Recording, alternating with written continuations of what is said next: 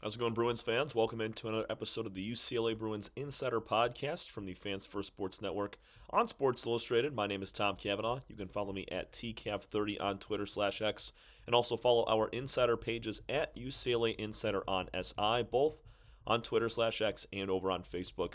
Today we're going to be diving deep into the defensive side of the UCLA Bruins football team and just kind of asking the question, is this new group going to have the same sort of run-stopping production and success that they did last year?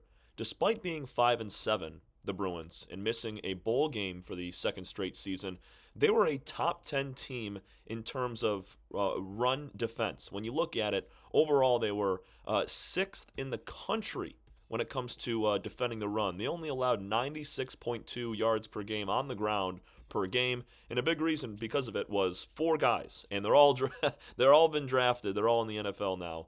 Carson Schwessinger, Oluwafemi Oladejo, Kane Medrano. That was your three core linebackers, and then you had Jay Toia on the defensive line as well. So those four guys made up a ton of the tackles. The three linebackers I named before Toia were UCLA's top three tacklers last year. You lose all those guys, and you gotta have to reload, and some guys that did not play a ton last year. Some veterans getting a year back, but there's a lot of green around the ears here for these guys.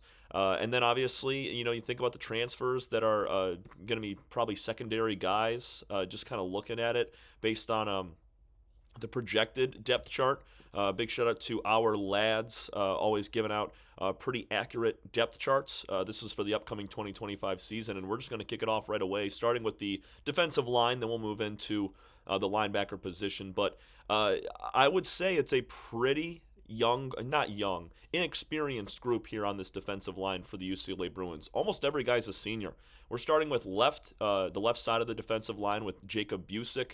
He only played in a couple of games last year, had 10 total tackles. He's entering his senior year.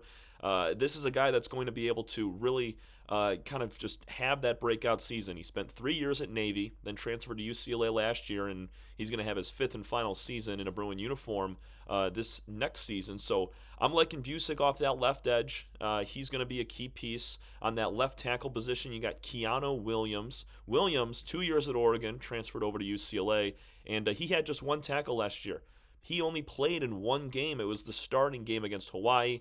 Likely an injury that sidelined him for a majority, or for the rest of the season, really, after week one. He's likely to be that starting left tackle to really, plug up some gaps, cause some havoc. When you look over at this right tackle position, you have Sial Topaki. This is a guy, a senior, fifth-year senior. He had probably the most involvement experience from last year's team. 23 total tackles and one sack on that defensive line, featured next to Toia, who was the main highlight piece of UCLA's defensive line, and he played in 8 games last year.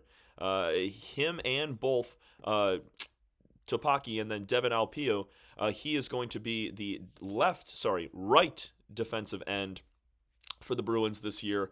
Guy out of Oxnard, California, entering his 5th season with the Bruins. 15 tackles, a sack and a half, and one forced fumble. Those are all career highs for him last season, but he also played only 8 games. But really, him and Topaki have the most experience when it comes to the projected starting defensive line for this team. So when you look at the line, it's tough to say. I don't think they have the same sort of production, but that coaching staff really puts them in the right position to do a good job. So I do think it's going to be similar. I don't know if they're going to be top 10 in the country, but I'd see them being in the top 50, maybe top 25 based on, the blueprint from last year. And then a couple of these returning guys, Topaki and Devin Alpiu, as we mentioned as well.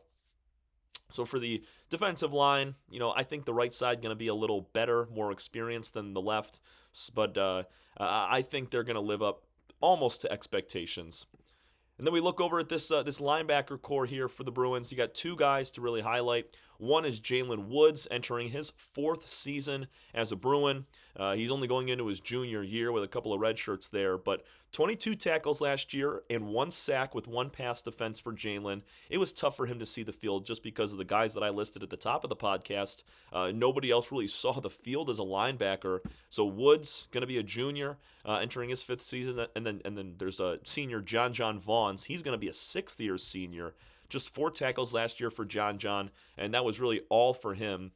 He had a really standout year in 2022 when he had 53 tackles and 2 interceptions, but that's because in 22 he was that main piece in the defense.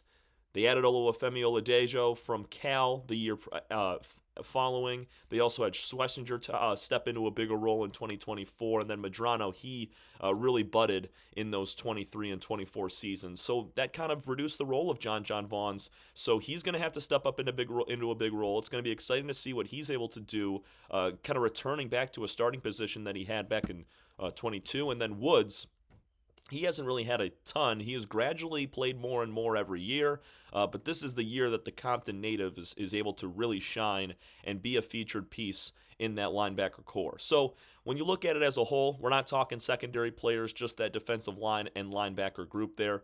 I think this team could be another sub 100 rushing yard per game average on defense. I'd love to see it. It's going to be tough. I mean, this is not the toughest schedule at all for the Bruins compared to the last couple of years. But when you face Ohio State, Penn State, maybe even Michigan State too, they got a pretty solid run game coming in this year as well. I think other than that, they'll be able to control teams, keep them under 100 yards, and really make those teams forced to pass it to make them beat them. That's going to do it for us here on the UCLA Bruins Insider Podcast from the Fans First Sports Network. On Sports Illustrated, my name is Tom Cavanaugh. You can follow me at TCAV30 on Twitter/X, and also follow our insider pages at UCLA Insider on SI, both on Twitter/X and over on Facebook. Thanks so much, everybody. We will talk again tomorrow.